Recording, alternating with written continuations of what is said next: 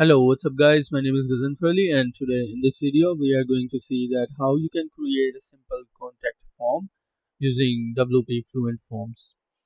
So if you want to learn that how you can use the WP Fluent Forms plugin to create the contact form and the other type of forms in your WordPress dashboard, let's get started. So the first thing that you will have to do is to go to your dashboard and then you will have to click on this plugins section and then you can click on this add new. From this search bar, search for Fluent Forms. Here's the plugin. We have about 200,000 plus active installation. We'll click on this install now button, and this is compatible with the current version of WordPress website. So once it will get installed, I'll click on this activate button here, and once it will get activated, we have this option here. Now please note that we are using the free version of this Fluent Forms plugin. They have the pro version as well that you can look at their website. This is really advanced form builder that have like conversational forms and the responsive modes in it. Then they have conditional logic and you can convert your data into PDF. It beats the spam templates and you can get the safe submissions. And then you can use this form builder to collect the payments and donations. You can also connect it to CRM of different types and then it will also give you notifications and everything. Furthermore, uh, you can see the popular integration that they have. They have the integration for Stripe, Slack, PayPal, Fluent CRM, WP Social Ninja, Twilio, Campaign Monitor, Constant Contact, ConvertKit, and so on and so forth.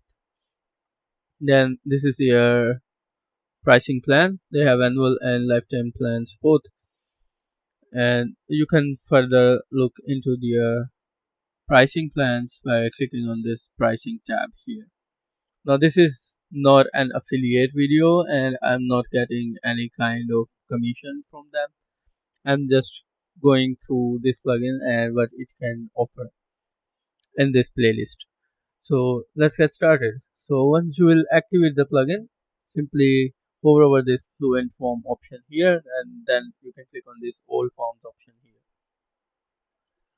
You can see that we already have this subscription form and contact form demo here, but we want to delete both of these because we want to create our own form. So once they will get deleted, click on this add a new form option here and then you have the option to choose from templates that they already have. But for now we are going to create a blank form, so we'll click on this blank form option here. So now you can see the form editor or the form builder is already loaded. Now there are multiple ways that you can use. First one is to click on this plus icon, and once you click on this plus icon, you can choose any of these options here. Second way is to click any of these modules here. If I click here, you can see that it will get imported in this widget area.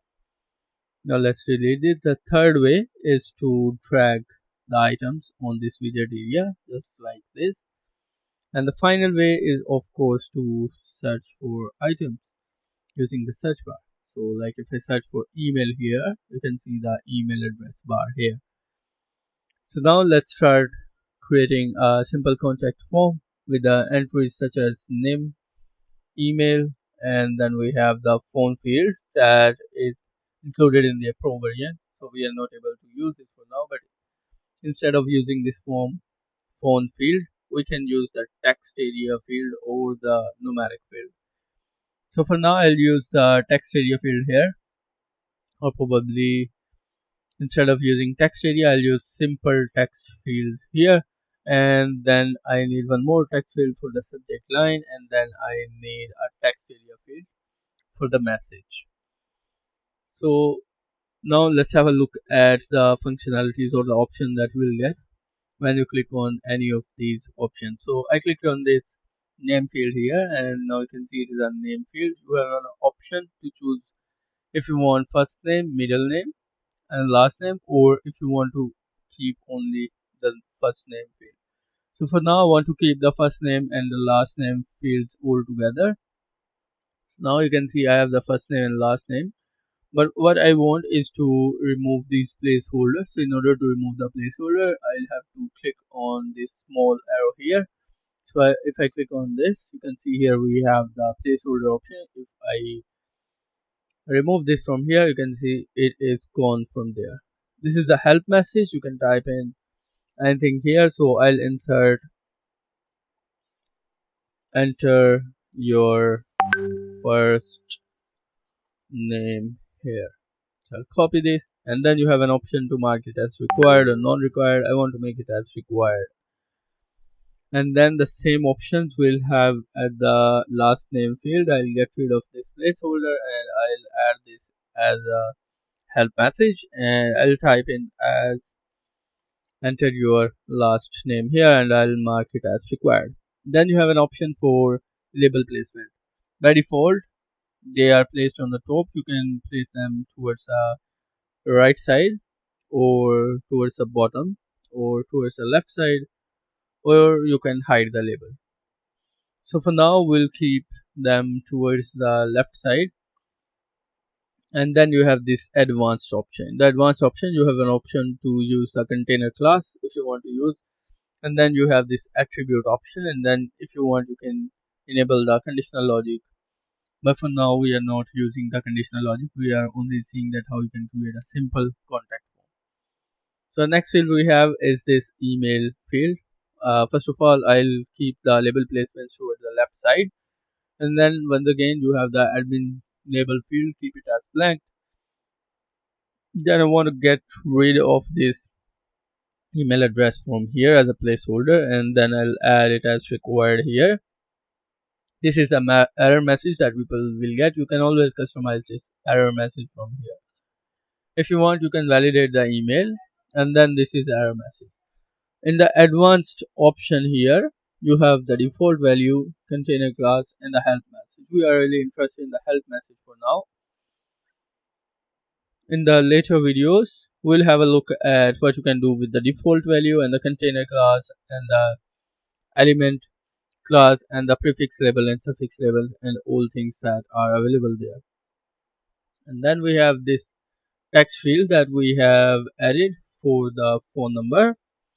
So I'll type it as the phone number here, and I'll copy this and make the label placement towards the left side, and I'll paste this as the not the placeholder text. I want to make it as required, and I want to add it as the help message here.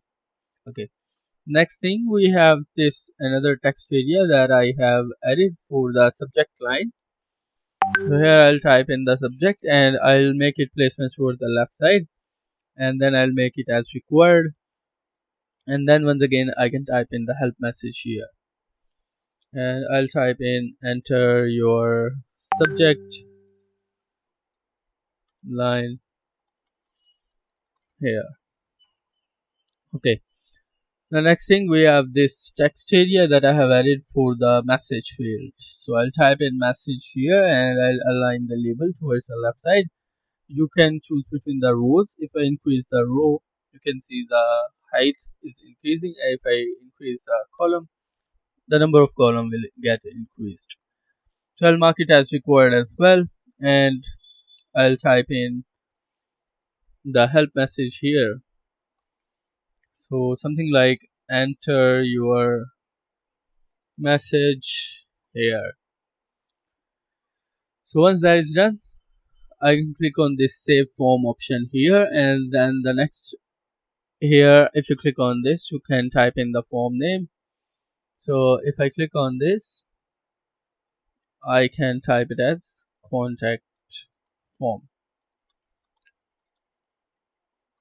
demo. Okay, I'll click on this rename button here, and now it is renamed. Then you have this submit form button. If you click on this, you can change the text of this. I'll make it as submit. You can choose the image field here as well, but we want to use the button.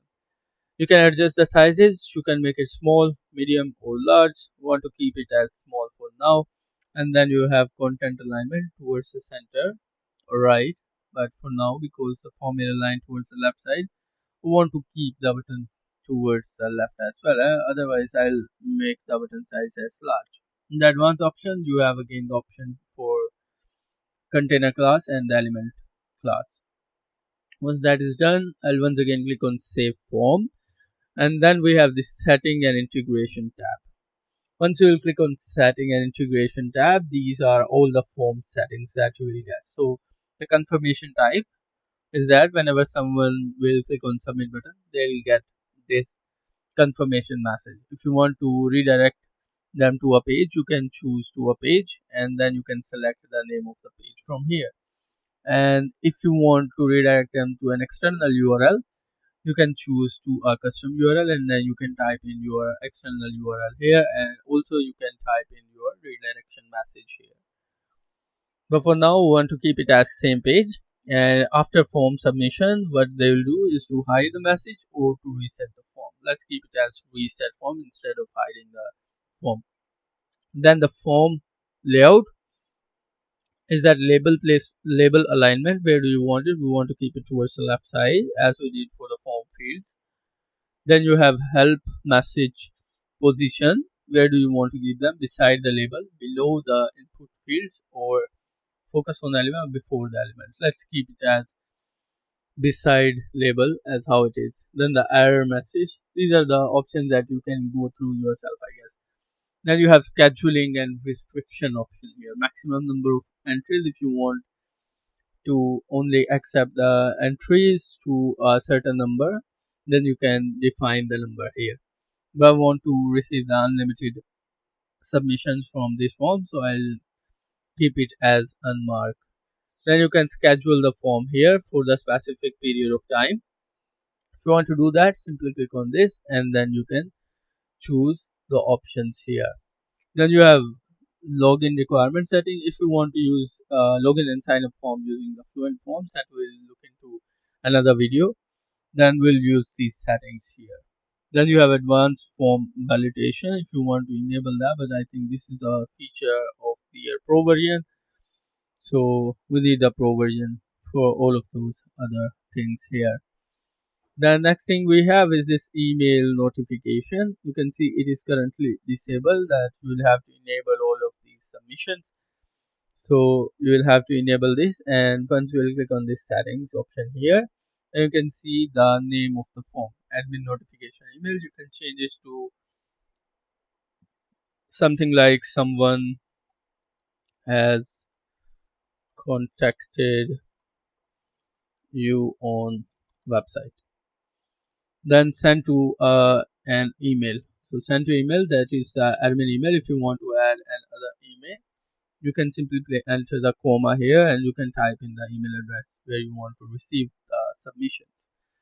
So I'll type in my email address here, just like this. You can add as many email addresses here as many you want. This is the subject line for email. I'll simply copy this one and I'll paste this here, or probably I'll change this name to something like demo form.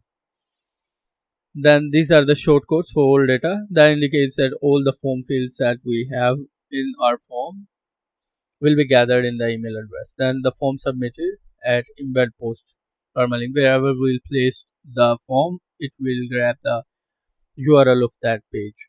Then we can enable the conditional logic if we want, and then media file attachment that requires the Pro version here. So we'll click on this save notification. You can add as many notification as you want here. Then you have other kind of confirmations. So if you click on this add new, that requires the Pro add-on. These are for CRMs and other things. So if you click on this CRM, you can see that we have multiple options here, but they all are require the Pro version of Fluent Forms Pro. So once that is done, this is the entries tab, and here you will see all the submissions that you will get on this form. So now our form is created. If you click on this preview and design button here, you can see that this is how our form is looking, and if I hover over these, you can see the help message that we have added in our form. So now I'll remove this, and now I'll click on this all forms option here, and I'll grab the shortcode from here. I'll go to pages. So for example, I want to insert this on a page that I'll name as contact page. I'll click on this add new button here. I'll type in contact, and then the default template I'll make it as elementor full width, and I'll hit publish here. Now I want to use elementor page builder, so I'll click on this add it with elementor option here. Once the elementor page builder will get loaded, we'll insert this form on our page. So if you search for Fluent forms here, you'll get the option. So drag this here and then choose the form.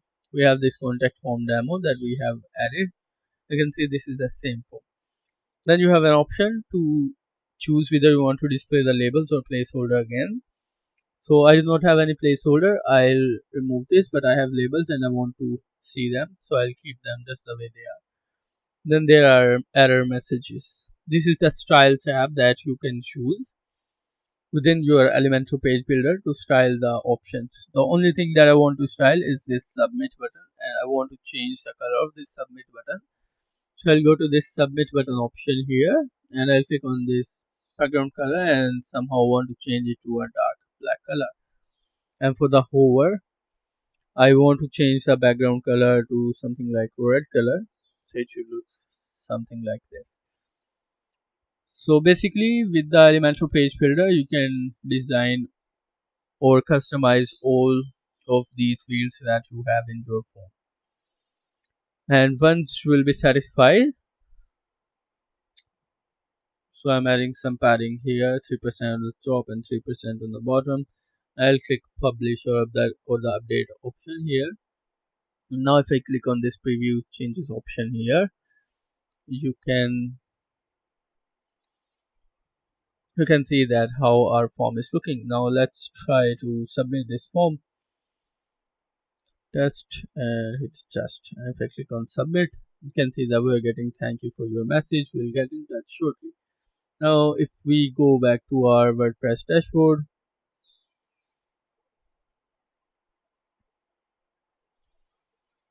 okay, now if we go to Fluent forms here, now you can see here in the entries tab we have this entries option, and here you'll get all the submissions that you will get. You can view these submissions here.